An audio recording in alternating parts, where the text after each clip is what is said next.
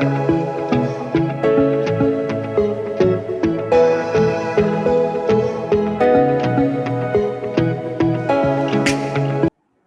Students, hope you are doing well. Accounting circle के channel के ऊपर खुशामदीद।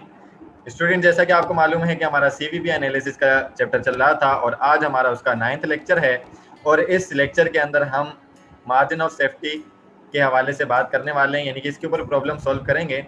जो हमारा इंट्रोडक्शन का लेक्चर था उसके अंदर हमने इसके ऊपर डिटेल से बात की थी और आज भी कंप्यूटेशन करके आपको बताएंगे कि मार्जिन ऑफ सेफ्टी कैसे निकलता है, उसकी परसेंटेज कैसे निकलेगी, डॉलर में यानी कि अमाउंट में कैसे निकलेगी और इसका मीनिंग क्या है। तो दोबारा से इसका मीनिंग थोड़ा सा डिस्कस कर लेते हैं।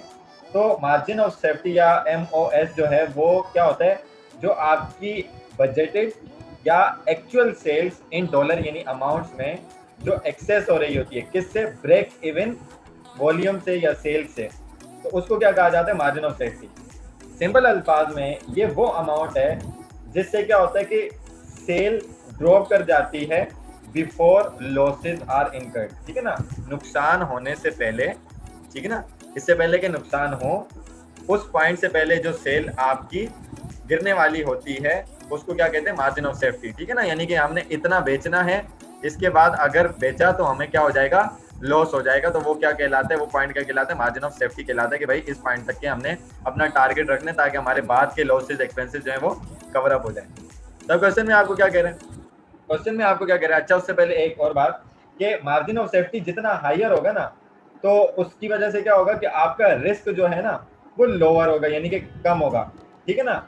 यानी कि उसमें ये होगा कि ब्रेक इवन पॉइंट के या ब्रेक इवन होने के या बिल्कुल प्रॉफिट या लॉस ना होने के, जो ब्रेक इवन पॉइंट होता है उसके ना होने के चांसेस होते हैं, ठीक है ना, एंड लॉस भी इनकर ना होने के चांसेस होते हैं, ठीक है ना। सिंपल अल्फाज में इसको इस तरीके से आप समझ सकते हैं, ठीक है ना। यानी कि पता क्या चला कि मार्जिन ऑफ सेफ्टी जो है वो जितना हायर होगा तो रिस्क लेवल उतना आपका क्या होगा, कम होगा।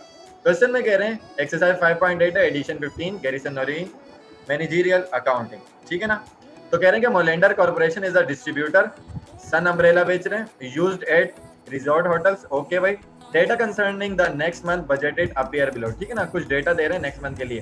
कह रहे हैं उसकी सेलिंग प्राइस जो है सन अम्ब्रेला की पर यूनिट वो $30 है, वेरिएबल एक्सपेंसेस उसके ऊपर $20 के हैं, फिक्स एक्सपेंस जो आ रहे हैं वो $7,500 के हर महीने के आ रहे हैं, और जो यूनिट सेल हर महीने आप बेच रहे हैं वो 1000 यूनिट बेच रहे हैं। अच्छा जी, compute the margin of safety, margin of safety आप कंप्यूट करें, compute the company's margin of safety, company का मार्जिन ऑफ सेफ्टी आप कंप्यूट करें as a percentage of its sale, अपनी सेल के हिसाब से मार्जिन ऑफ सेफ्टी की क्या परसेंटेज होगी वो आपने कंप्यूट करके दिखानी है, ठीक है। अब इसके सॉल्यूशन की तरफ आ जाते हैं। सबसे पहले हम क्या मालूम करेंगे, कंपनी का जो है वो टोटल मार्जिन ऑफ सेफ्टी मालूम करेंगे। तो मार्जिन ऑफ सेफ्टी कंप्यूट करने के लिए सबसे पहले हमें क्या मालूम होना चाहिए, यूनिट सेल के अंदर ब्रेक इवन मालूम होना चाहिए, ठीक है ना। तो वो कैसे मालूम करेंगे ब्रेक इवन क्वांटिटी, ये क्वेश्चन मैं आपको काफी मरतबा पढ़ा चुका हूँ। प्रॉफिट बराबर होता है यूनिट कंट्रीब्यूशन मार्जिन के multiply by quantity minus fix expenses के, ठीक है ना। ब्रेक इवन पॉइंट पे प्रॉफिट होता है 0, यूनिट कंट्रीब्यूशन मार्जिन मतलब P माइनस P, ये तो आप सुन के पक चुके होंगे। P मतलब सेलिंग प्राइस $30, ओके, $20 आपका V variable expenses multiply by quantity तो मालूम करनी है, पता नहीं है। फिक्स एक्सपेंसेस पर मंथ जो थे वो 7,500 थे, ये माइनस का इधर आकर प्लस हो गया 7.5, ये 30 minus 20 10, 10 multiply by Q is equal to 10Q, multiply हो रहा है वहां जाकर डिवाइड हो जाएगा, 7,500 से डिवाइड हुआ तो आपकी क्वांटिटी इन यूनिट्स कितनी आ गई, 750 आ गई, ठीक है ना। Now margin of safety in dollars यानी कि अमाउंट में कैसे निकालेंगे, आपकी बजटेड सेल्स कितनी थी, आपकी बजटेड सेल वो ये कह रहा था कि 1000 यूनिट बिकेंगे, कितने वाले, 30 वाले, मल्टीप्लाई किया तो 30,000 आया। ब्रेक इवन जो सेल है वो कितनी है, 750 है, ठीक है ना, और एक यूनिट कितने का बिकेगा, 30 का, तो ये 22,500 आया। तो margin of safety in dollar sales कितना आ गया, माइनस करवाने के बाद 7,500 आ गया, ठीक है ना।